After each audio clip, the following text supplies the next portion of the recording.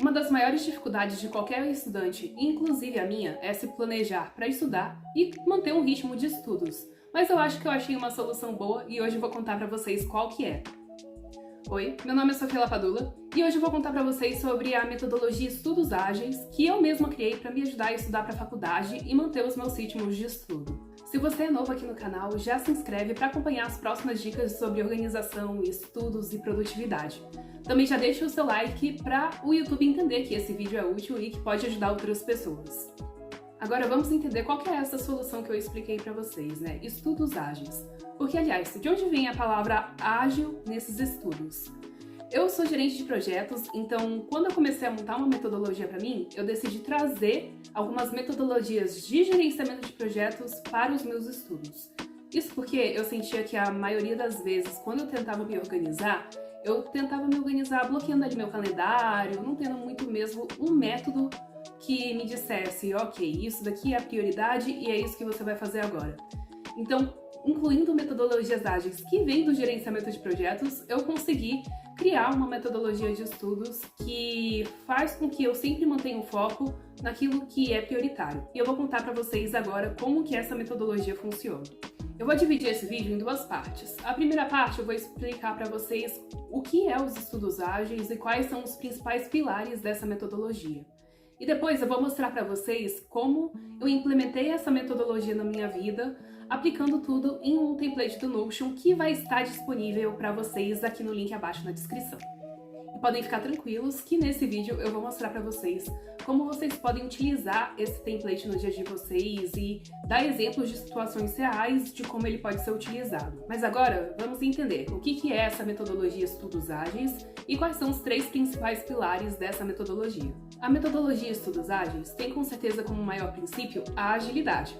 Essa palavrinha agilidade a gente traz, como eu falei, do gerenciamento de projetos, mas ela vem aqui para a nossa metodologia de estudos para trazer para a gente a questão que é a seguinte: você já começou a estudar alguma coisa e viu que não sabia que ia demorar tanto tempo para fazer, que na verdade precisava estudar outras coisas antes? Enfim, a agilidade vai trazer para a gente nos estudos exatamente isso. A possibilidade de a gente não ter que planejar todas as tarefas que a gente tem que fazer antes e ir descobrindo aos poucos o que tem que ser feito e repriorizar a nossa rotina para isso. Dessa forma, você se torna um estudante que toma as rédeas dos seus estudos, porque você está descobrindo ali o que você precisa fazer e você está decidindo o que você vai estudar por si só. Mas aí vocês vão me perguntar, ok, mas como que eu aplico isso no dia a dia, né? Como que eu vou me tornar realmente um protagonista ali, o diretor dos meus estudos? A gente vai seguir três princípios para alcançar isso.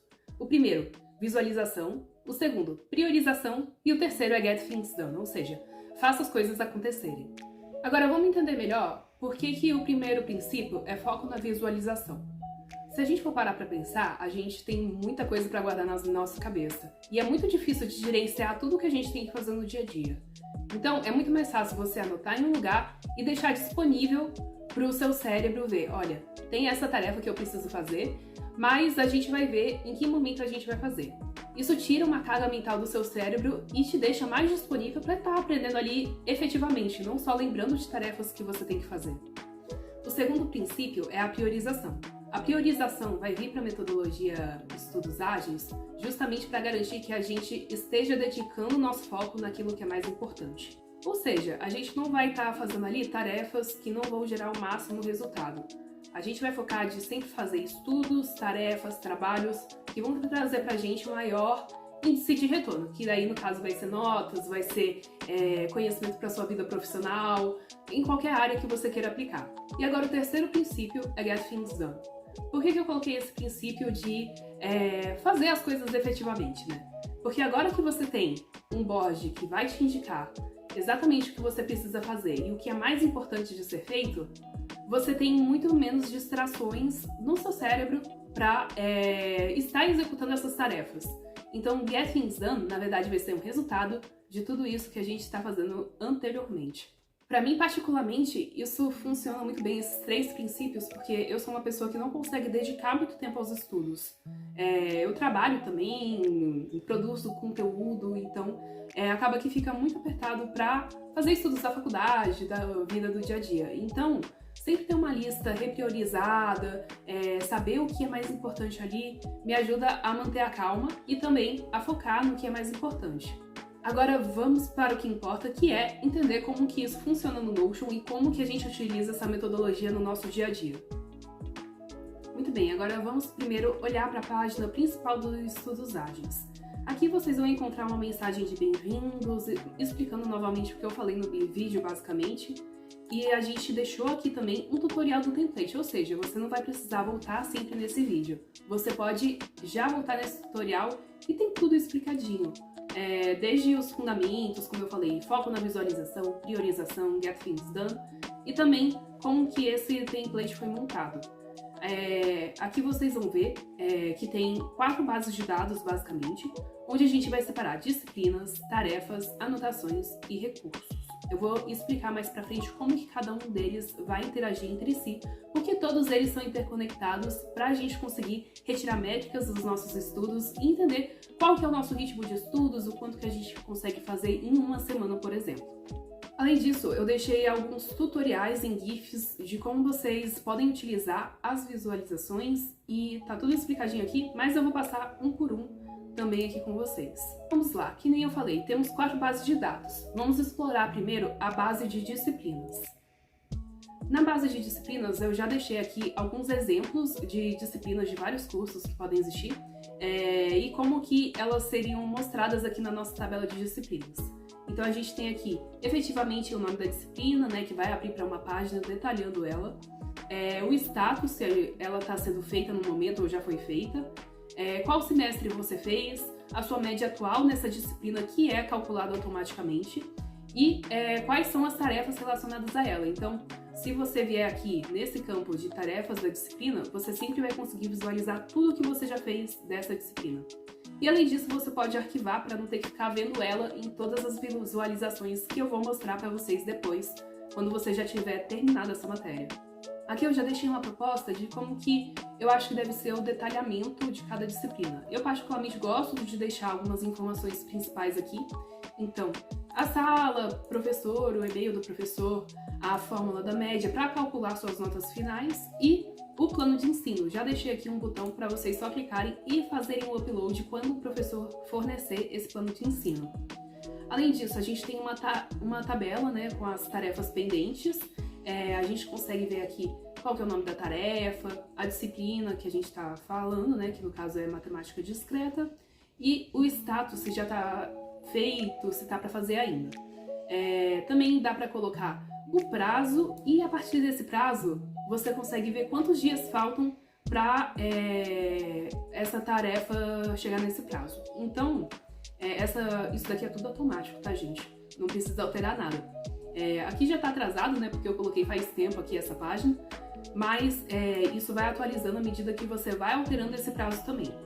Aqui eu já deixo um lugar para relacionar recursos. Por quê?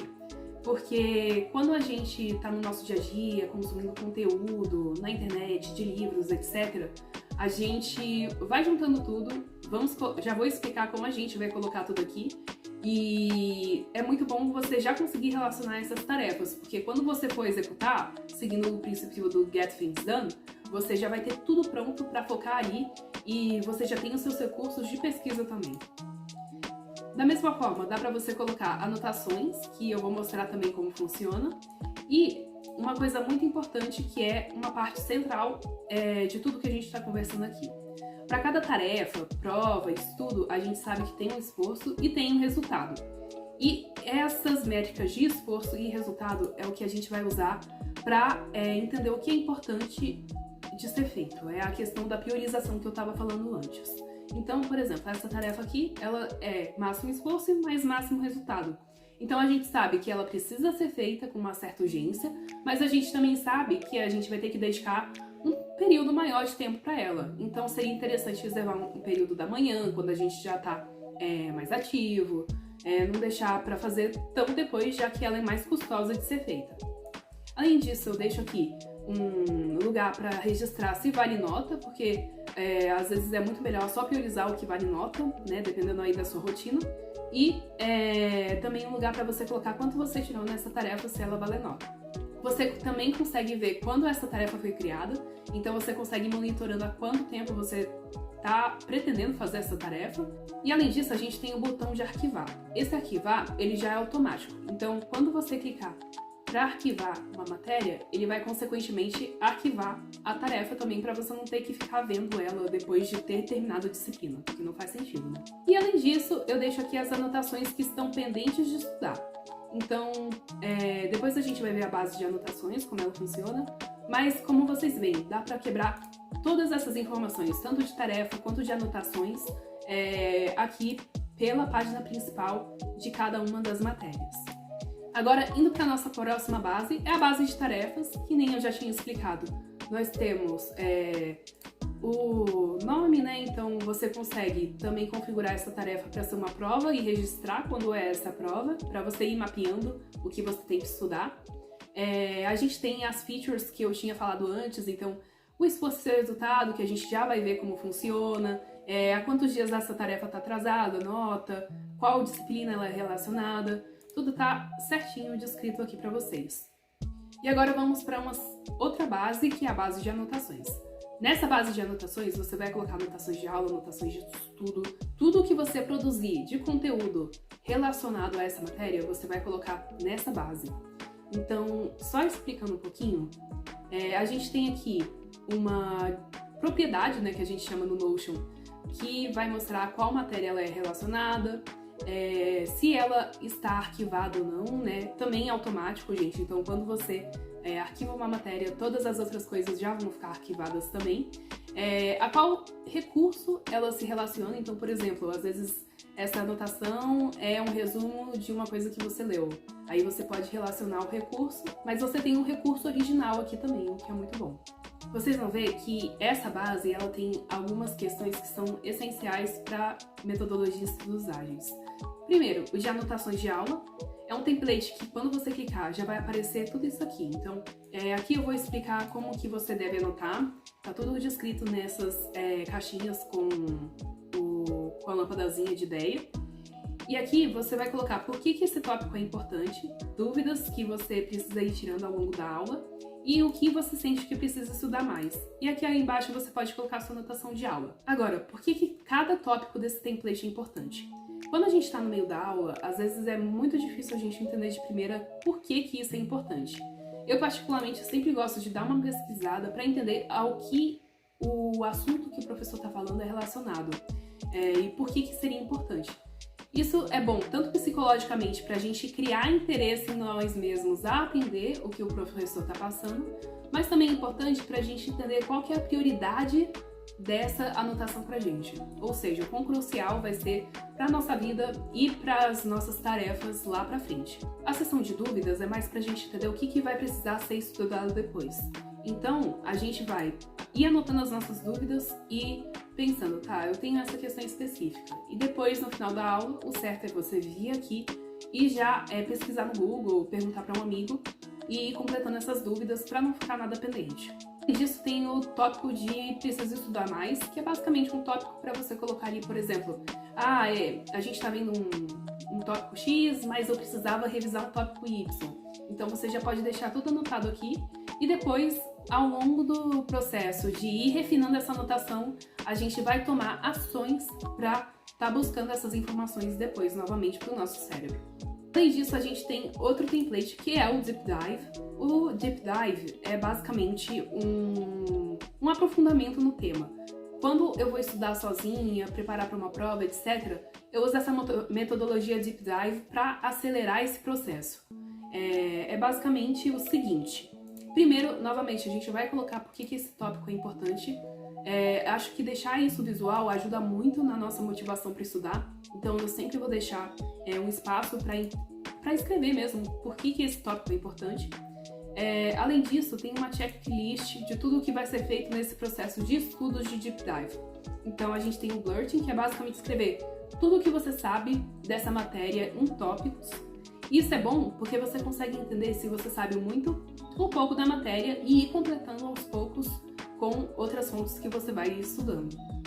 Além disso, lembram que eu falei de mapear as dúvidas nas aulas? Então, aqui entra também a questão das dúvidas.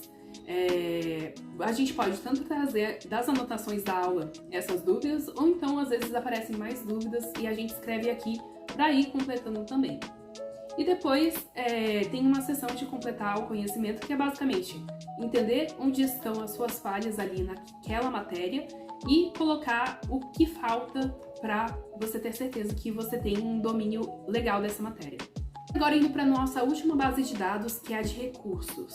Nos recursos é muito simples, gente. Basicamente temos o nome do recurso, ali o título, a disciplina que é relacionada, anotações que são relacionadas a esse recurso, ou seja, se você quiser ver, quero ler mais sobre a história do Brasil, e aí às vezes você vê que você já complementou com outras informações aqui nas suas próprias anotações. Você pode já ir direto para lá. Além disso, tem um espaço, claro, para os arquivos, links que já vêm da web e também quando foi criado para você entender em que ponto que você foi procurar esse assunto. Agora vamos entender como que a gente vai usar todas essas informações que a gente coloca nessas 4 bases de dados para entender o que a gente precisa priorizar e o que precisa ser feito no momento em relação aos nossos estudos. Primeiro, quando a gente desce aqui, depois das bases de dados, a gente vai ver que já tem um board de tarefas e eventos. Agora, logo depois das nossas bases de dados, a gente já tem o board de tarefas e eventos. Esse board, ele é central para a gente executar o máximo possível e seguir o nosso princípio de Get Things Done. Que nem a gente vê aqui, ele já está indicando qual que é o esforço e resultado que eu tinha conversado com vocês antes na parte de tarefas e já está indicando também se ele vale nota ou não.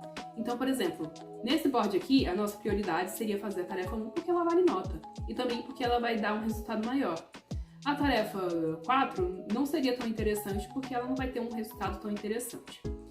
Aí, ao longo do dia, qual que é a questão? Quando você tiver um momento, qualquer momento no seu dia a dia para estudar e fazer coisas da faculdade, você vai mover alguma coisa para a sessão fazendo. E você só vai tirar ela de lá quando você tiver completado. Por quê? Porque a gente vai mudando de tarefa em tarefa e o nosso cérebro, ele infelizmente não faz muito bem isso. O nosso cérebro, ele não foi projetado para fazer muitas coisas ao mesmo tempo. Então, é melhor você manter uma tarefa e terminar ela do que ficar trocando de tarefa toda hora, sabe? E claro, quando você tiver feito ela, é só passar pro botão feito e pronto. Ela sai da sua frente e você nem precisa ver a matéria mais, porque teoricamente você não tá devendo nada para essa matéria. E além disso, a gente tem os status das anotações. Lembram que eu falei que as anotações a gente vai fazer um processo de refinamento delas? Então, aí que tá.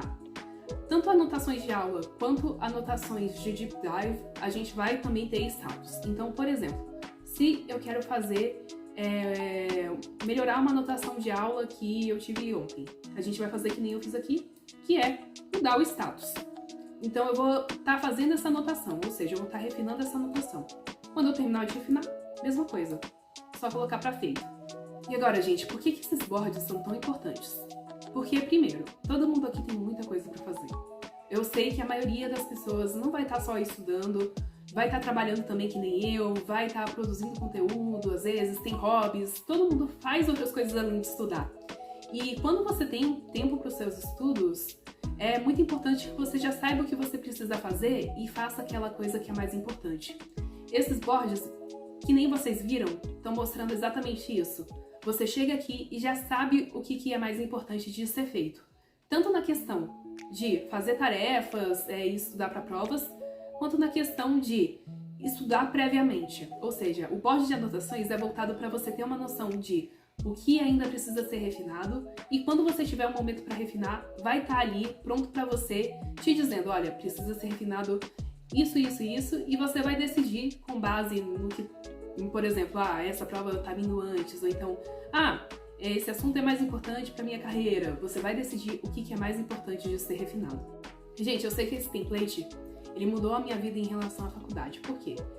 Ao longo do tempo, né, enquanto eu ia trabalhando, estudando, acabou que tudo ficou muito difícil de ser feito para mim em relação à faculdade.